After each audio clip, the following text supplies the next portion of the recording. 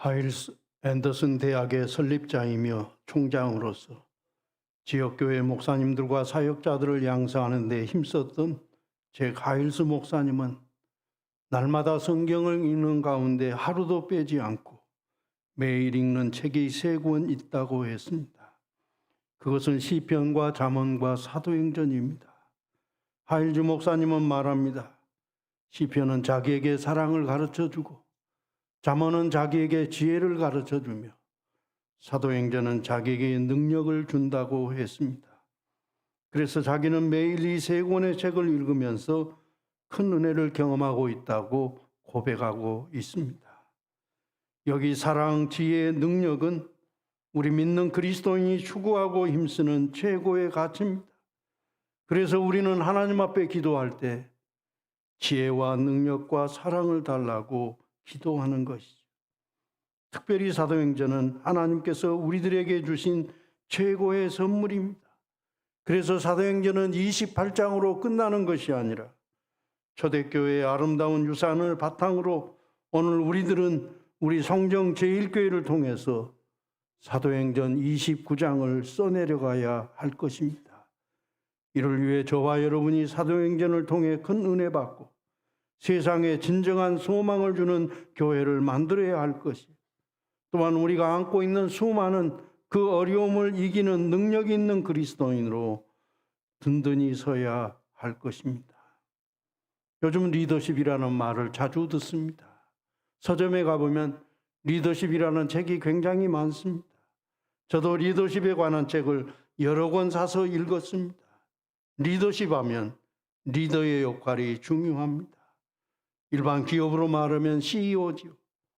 실제로 지금부터 16년 전인 2010년 8월 5일 칠레의 샌디에고 탄광이 붕괴되어 가지고 33명의 광부들이 땅속 지하 깊은 곳에 무너진 갱도에 갇히게 되었습니다. 이젠 죽었구나 절망할 수밖에 없는 이 최악의 상황에서 작업반장인 루이스 우르주아라는 사람이 리더십을 발휘합니다. 광부들을 설득을 해서 갱도에 갇힌 직후부터 철저하게 음식을 배급하고 규율을 만들어서 깨끗한 환경을 만들어서 실천함으로써 69일 만에 단 한 사람의 희생자 없이 전원 구조되게 되었습니다. 이런 지혜로운 지도자가 아니었더라고 한다면 그들은 땅속 깊은 곳에서 버티지 못하고 다 죽었을 것입니다. 이런 뜻에서 지도자는 너무나도 소중하고 귀한 존재입니다. 참된 지도자가 있다는 것은 엄청난 축복입니다. 초대 예루살렘 교회는 그 당시 사회에 대해 아주 강한 리더십을 발휘하고 있었습니다. 오늘 우리 시대의 교회와는 너무나도 대조적입니다. 사실 초대교회는 조직력이 강한 것도 아니었고 교회 구성원들이 그리 대단한 것도 아니었습니다. 권력이 있었던 것도 아니고 돈이 많은 것도 아니었습니다. 그럼에도 불구하고 초대교회는 굉장한 힘이 있었습니다. 사도행전 2장 43절에 사람마다 두려워했다고 했습니다. 사람들이 교회를 우습게 보지 않았습니다. 만만하게 보지도 않았고 오히려 교회를 두려워했습니다. 또한 사도행전 2장 47절에 온 백성에게 칭송을 받았다고 했습니다. 세상 사람들이 그리스도인을 존경하고 사랑했다는 말입니다. 바로 여기에 진정한 부흥의 역사가 있습니다. 교회가 부흥하고 성장하는 것 무슨 독특한 프로그램에 있는 것이 아닙니다. 교회의 존재 자체의 모습에 달려 있습니다. 교회는 본질이 중요합니다. 교회가 바른 교회, 좋은 교회, 섬기는 교회, 베푸는 교회, 생명력이 넘치는 교회가 되면 교회는 자연히 부흥 성장하게 되어 있습니다. 그래서 우리들이 해야 할 일은 좋은 교회를 만드는 것이고 우리 자신들은 좋은 그리스도인으로 되어지는 것이죠. 사람들은 자기의 신분과 형편과 처지에 따라 은혜 받는 말씀이 조금씩 차이가 있습니다. 여러분은 오늘 본문 말씀 가운데 어느 말씀이 가장 가슴에 와닿습니까? 어느 말씀이 가장 은혜스럽습니까? 아마 병들어서 다리가 아픈 사람은 본문 7절과 8절 말씀일 것입니다. 오른손을 잡아 일으키니 발과 발목이 곧 힘을 얻고 뛰어서서 걸으며 그들과 함께 성전으로 들어가면서 걷기도 하고 뛰기도 하며 하나님을 찬송하니. 성전에 자주 기도로 나온 사람들은 1절 말씀이 은혜로울 것입니다. 제9시 기도 시간에 베드로와 요한이 성전에 올라갈세. 아마 목회자들은 6절 말씀이 제일 은혜스러울 것입니다. 은과 금은 내게 없거니와 내게 있는 이것을 내게 주노니 나사렛 예수 그리스도의 이름으로 일어나 걸으라. 어떤 하나님의 말씀에 은혜 받는 것은 귀하고 좋은 일입니다. 그러나 보다 더 중요한 것은 뭔가? 하나님의 말씀을 바르게 이해하고 은혜를 받아야 한다는 것. 오늘 본문 말씀을 바르게 이해하려면 먼저 사도행전 2장 43절 이하의 말씀을 생각해야 됩니다. 사람마다 두려워하는데 사도들로 말미암아 기사와 표적이 많이 나타나니. 사도들로 인해서 기사와 표적이 많이 나타났다고 했습니다. 또한 47절 말씀에 하나님을 찬미하며 또 온 백성에게 칭송을 받으니 주께서 구원받는 사람을 날마다 더하게 하시니라. 초대 예루살렘 교회는 세상적인 것으로만 생각한다면 자랑할 것이 별로 없었어요. 드러낼 것도 없었어요. 그러나 사도들로 말미암아 기사와 표적이 많이 나타나 이것으로 인해 하나님께 영광을 돌리게 되었고 그 결과로 교회는 부흥성장하게 되었다는 것입니다. 오늘의 사건은 단순한 기적 사건이 아닙니다. 나면서 못 걷게 된 사람을 베드로가 고쳐줬다는 것도 아닙니다. 오늘 사건의 주인공은 결코 베드로가 아닙니다. 베드로를 영웅으로 만들 생각도 없습니다. 그러므로 베드로는 오늘 기적 사건을 보고서 사람들이 자기에게 몰려오니까 이 사건의 의미에 대해 베드로는 분명하게 말하고 있습니다. 오늘 본문 12절 말씀에 베드로가 이것을 보고 백성에게 말하되 이스라엘 사람들아 이 일을 왜 놀랍게 여기느냐. 우리 개인의 권능과 경건으로 이 사람을 걷게 한 것처럼 왜 우리를 주목하느냐. 이 일을 왜 놀랍게 여기느냐. 내가 결코 이 사람을 낫게 한 것이 아니라는 것입니다. 그리고 16절에서 아주 귀한 복음을 증거합니다. 그 이름을 믿음으로 그 이름이 너희가 보고 아는 이 사람을 성하게 하였나니 예수로 말미암아 난 믿음이 너희 모든 사람 앞에서 이같이 완전히 낫게 하였느니라. 내가 낫게 한 것이 아니라 예수 그리스도가 낫게 하셨다. 바로 여기에 기독교 복음의 진수가 담겨져 있는 것이죠. 모든 일의 시작과 마지막은 오직 구원자 되신 예수 그리스도에게만 초점이 맞춰져야 하는 것이죠. 우리는 사람을 주목할 때가 너무 많아요. 그러나 주님만을 바라봐야 하고 하나님만을 주목해야 하는 것이죠. 오직 예수 그리스도 하나님께만 영광을 돌려야 하는 것이죠.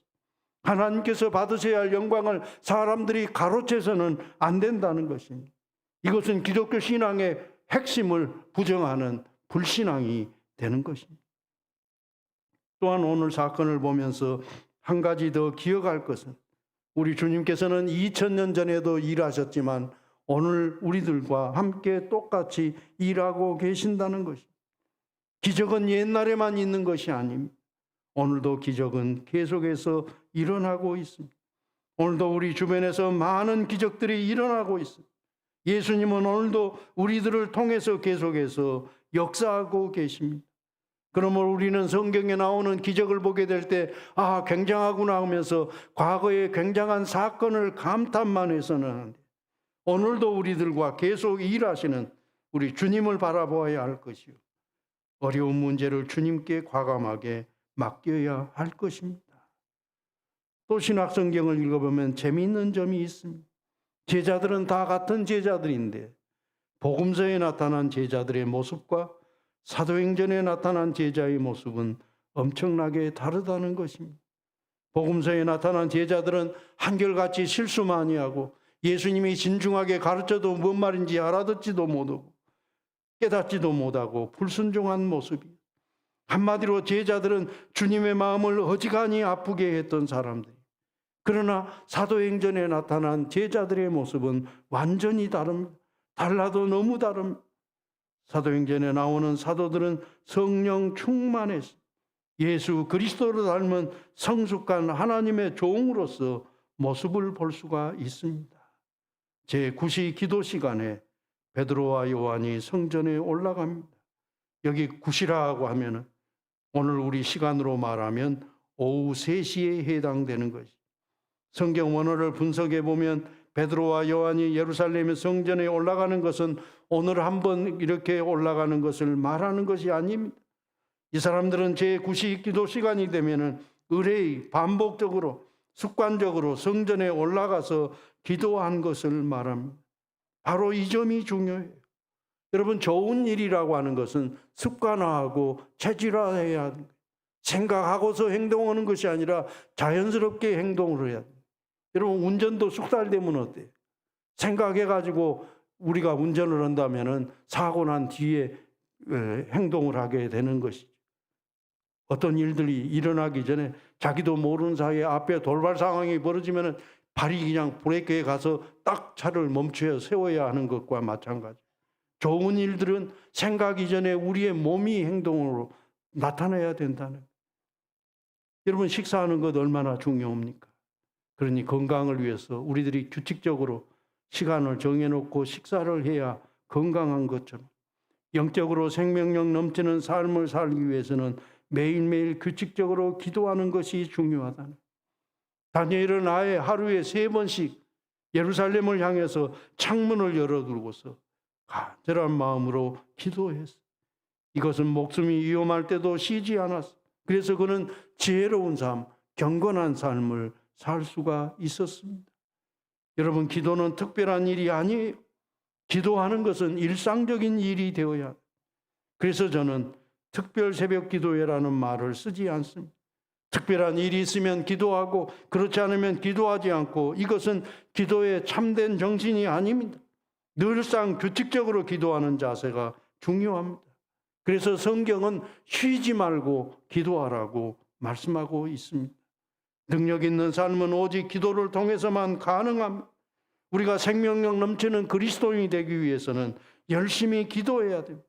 우리 교회가 생명력 넘치는 교회, 세상에 선한 영향력을 끼치려면 우리 모두 열심히 기도해야 돼요. 기도 없는 능력 있는 삶은 있을 수가 없는 것이죠. 사도행전적인 이 교회를 회복하는 첫걸음은 기도하는 데 있다는 사실을 기억해야 할 것입니다. 또한 이 사도행전적인 교회는 주는 교회였어요. 받는 교회가 아니라 베풀고 섬기는 교회였어요. 오늘 본문 6절 말씀에 은과 금은 내게 없거니와 내게 있는 이것을 내게 주노니 곧 나사렛 예수 그리스도의 이름으로 일어나 걸어라. 사람은 어때요? 자기가 가지고 있는 것을 가지고 일을 하기도 하고 또 그것을 다른 사람들에게 주지 않습니다. 과거 정주영 회장 북한에 가서 아주 귀빈 대접을 받았어요. 김정일로부터 아주 극진한 예우를 받았는데 왜 그랬습니까? 돈 있으니까. 돈 얻으려고. 돈 없어봐요. 어떻게 소를 줄 수 있고 북한에서 오라고 하겠어요. 그러나 사도들에게는 돈이 없었어요. 나면서 걷지 못한 이 사람도 먹고 살려면 돈이 필요했어요. 그래서 성전 미문에 앉아가지고 구걸을 한 것이죠. 사람들에게 다른 것을 기대하고 그 자리에 앉아 있는 것이 아니었어요. 돈을 얻으려고 성전 미문에 앉아 있었던 것이죠. 그런데 베드로와 요한 돈이 없어요. 돈이 없으니까 사실은 보면 이 안진뱅이 거린에게는 그다지 반가운 사람은 아니었어요. 그러나 베드로와 요한은 거린에게 줄 세상 돈은 없었지만 그들에게 엄청난 보물이 있었어요. 참으로 귀한 권능이 있었어요. 나사렛 예수 그리스도가 있어요. 이것은 주님이 주신 은사였어요. 그리고 이 은사는 날마다 규칙적으로 하나님을 바라보면서 간절히 기도한 기도의 덕분으로 기도했기 때문에 주어진 것이죠. 여러분, 세상에서 제일 귀중한 것은 예수 그리스도. 세상에서 가장 귀한 선물도 예수 그리스도를 주는 거예요. 그래서 예수 그리스도는 세상의 소망입니다. 세상을 변화시키는 힘이 되는 것이죠. 예수 그리스도를 선물로 받은 사람들은 한결같이 다 복을 받았어요. 예수 그리스도를 받았던 나라, 가정, 교회 다 복을 받아가지고 그 사회를 움직이는, 그 선도하는 그런 힘 있는 그런 기관이 되었던 것이 오늘의 역사가 이것을 증명하고 있지 않습니까? 그러나 여기서 기억할 것은 나사렛 예수 그리스도는 결코 마술을 행하는 주문이 아니라는 것이. 기독교는 인격적인 종교이지 마술적인 미신적인 종교가 결코 아닌 것. 나미아미타불 관세음보살 주문만 기계적으로 외우면 효염이 나타나는 것이 아니에요. 하나님과 지속적으로 인격적인 관계를 맺는 것이 무엇보다 중요합니다. 믿음의 사람 에녹과 같이 우리들도 하나님과 인격적인 관계, 영적인 삶을 공유하는 것이 절대로 중요하다는 말입니다. 마가복음 9장에 변화산 사건이 일어나고 있죠. 산 위에서는 어떻습니까? 주님이 영광스러운 모습으로 변해가지고 얼마나 멋있었던지 베드로는 정신을 차리지 못하고 주여 여기가 좋사오니 텐트 3개를 짓고 여기서 계속 살았으면 좋겠습니다 하면서 꿈을 꾸는 것과 같은 감격에 사로잡히지. 그러나 지금 산 밑에서는 벙어리 귀신 들린 아이를 제자들이 고치지 못해서 쩔쩔매고 있는 것이. 한번 생각해 보세요. 마가복음 6장에 의하면 이미 예수님으로부터 능력을 받아가지고 전도 여행을 하게 될 때 더러운 귀신 들린 사람들 내쫓기도 하고 무서운 병 걸렸고 어려운 병 걸렸던 사람들 치유했던 그런 역사가 있었던 것이. 그런데 왜 지금 이 결정적인 시간에 제자들은 병어리 걸린 귀신 들린 아이를 고치지 못합니까? 아마 이 아이를 놓고서 제자들은 별짓을 다 했을 것입니다. 얼마 전에 귀신을 내쫓은 경험도 있고 하니 아마 나사렛 예수 그리스도의 이름으로 명하노니 더러운 귀신아 나가라 외쳤을 것입니다. 그런데 왜 제자들은 지금 그 능력을 행하지 못했습니까? 기도 외에는 아무 능력도 할 수 없다고 하는 주님의 말씀을 근거해 생각해 볼 때 그들은 매일 지속적으로 기도하는 삶을 살지 못했기 때문에 주님의 능력을 행할 수가 없었던 것이죠. 여러분, 어제 먹은 밥 가지고 오늘 사는 것도 아니고 어제 기도하는 그 기도를 가지고 오늘 생명력 넘치는 우리는 영적인 삶을 사는 것도 아닙니다. 그래서 지속적인 주님과의 인격적인 관계가 중요하고 기도의 생활이 중요합니다. 여러분, 우리가 잘 아는 대로 주님 승천하신 다음에 베드로와 요한은 변화되었어요. 주님이 십자가 지시기 바로 전 겟세마네 동산에서 그렇게 땀방울이 핏방울이 되도록 기도할 때 그들은 피곤해서 쿨쿨 잠만 잤어요. 그런데 이제는 기도의 사람들이 되었고 기도 시간을 정해놓고 열심히 기도했어요. 그래서 그들은 그리스도의 권능을 갖게 돼요. 내게 있는 것으로 내게 준다. 나사렛 예수 그리스도의 이름으로 일어나 걸으라. 그러자 놀라운 능력의 역사가 나타났던 것이죠. 그렇습니다. 우리는 오직 기도를 통해서 능력 있고 온전한 그리스도인으로 살아갈 수가 있습니다. 그런 병 나은 거린이 행한 일은 무엇입니까? 뛰어서서 걸으며 그들과 함께 성전으로 들어가면서 걷기도 하고 뛰기도 하며 하나님을 찬송하니 모든 백성이 그 걷는 것과 하나님을 찬송함을 보고 그가 본래 성전 미문에 앉아 구걸하던 사람인 줄 알고 그에게 일어난 일로 인하여 심히 놀랍게 여기며 놀라니라. 여러분, 우리 신체는 다 귀하지만은 그 중에서 귀한 것 하나를 꼽으라고 한다면 발과 다리일 거예요. 다리 다치면은 일상적인 생활이 안 돼요. 여러분, 병원에 입원해도 다리 다친 사람은 간병인이 딱 24시간 붙어 있어야지 꼼짝도 못 하잖아요. 변도 제대로 볼 수가 없고 움직일 수도 없고 그러죠. 발과 다리는 너무너무 중요한데 그래도 사람들에게 제일 푸대접을 받는 거예요. 사실 발과 다리가 우리의 몸을 받쳐주니까 왕성하게 일을 할 수 있는데 요즘에는 보니까 발관리사라는 직종도 있더라. 그런데 우리 신체 가운데 제일 감동을 잘 받는 그 신체가 바로 발이라는 거예요. 사랑하는 사람이 발을 씻어주고 발을 이렇게 주물러주게 되면 시원하고 가장 기분이 좋잖아요. 우리 주님께서도 제자들의 발을 씻어주었어요. 유대 풍습으로는 종들이 하는 일이었어요. 그럼에도 불구하고 선생으로서 제자들을 사랑하는 마음으로 예수님은 그 더러운 제자들의 발을 다 씻어주었어요. 예수님이 발을 씻어주셨을 때 제자들 큰 은혜를 받았을 것이에요. 그래서 그들의 발을 씻어주었는데 움직이기는 마음이 움직였고 마음이 감동을 했고 마음이 감격을 했어요. 그런데 오늘 나면서 걷지 못한 사람, 예수 그리스도의 이름으로 걷게 될 때 어떤 반응을 보였습니까? 사람이 할 수 있는 최고의 기쁨을 표현했던 거예요. 뛰어서서 걸으며 걷기도 하고 뛰기도 하며 하나님을 찬송했습니다. 생각해 보세요. 나면서부터 장애인으로 자랐어요. 한 번도 걸은 적도 없고 뛴 적도 없는 이 사람이 낫게 되니까 너무 기뻐가지고 뛰기도 하고 걷기도 했다. 그런 여러분, 애들, 깐난 아이들 그 걷는 거 보세요. 처음에 일어서는 것도 좀 불안하고 또 걷게 될 때도 뭐 끼우뚱 그러는데 어른들은 굉장히 잔인하잖아요. 잡아서 안전하게 해야 될 터인데 앞으로 하면서 그 아이들을 홀리잖아요. 그러면 애들은 그냥 덤벙덤벙 오는데 오늘 이 사람도 그러죠.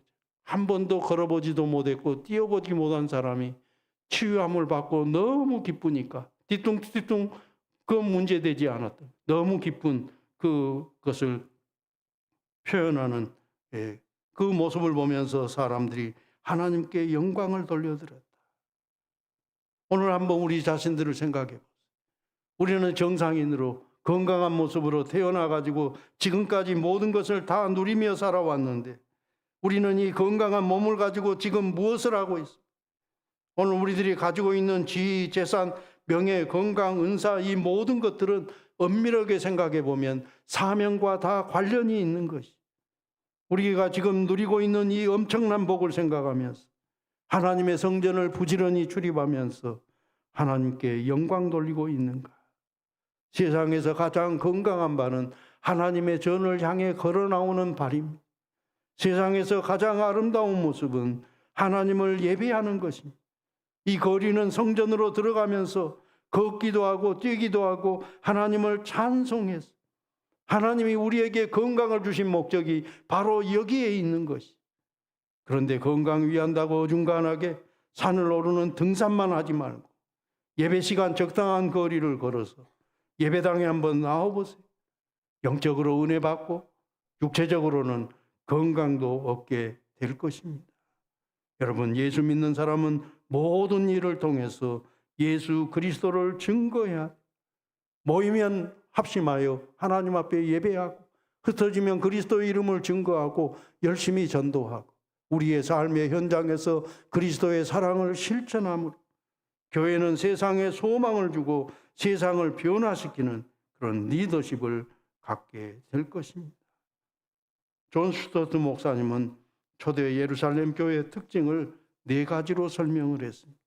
첫째는 배우는 교회, 둘째는 사랑하는 교회, 셋째는 예배하는 교회, 넷째는 선교하는 교회.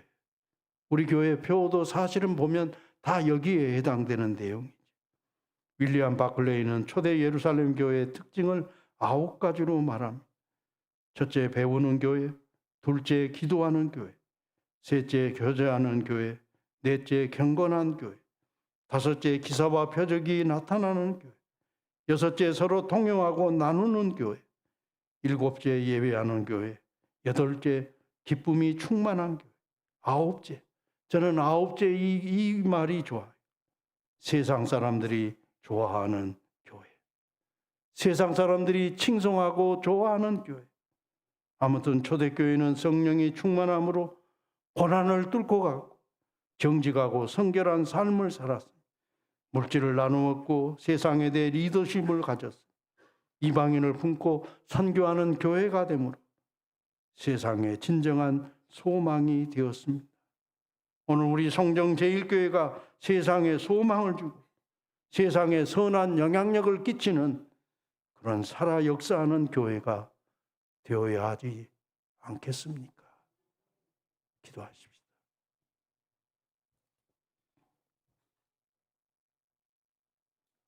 초대 예루살렘 교회가 세워지기까지 많은 사람들의 피와 땀과 눈물이 서려 있어 그것을 기점으로 해서 오늘에 이르기까지 수많은 교회가 세워지게 되었고 광교에서 가장 첫 번째로 우리 성정 제1교회가 세워졌는데 우리가 참다운 교회를 이루고 세상 속에 선한 영향력을 끼치고 있는가? 오늘의 우리의 모습을 다시 한번 바라보면서 하나님 앞에 아름다운 모습으로 헌신하고 하나님의 뜻을 실천하는 교회로 더욱 든든히 설 수 있도록 도와주시옵소서. 예수님의 거룩하신 이름으로 기도드리옵나이다. 아멘.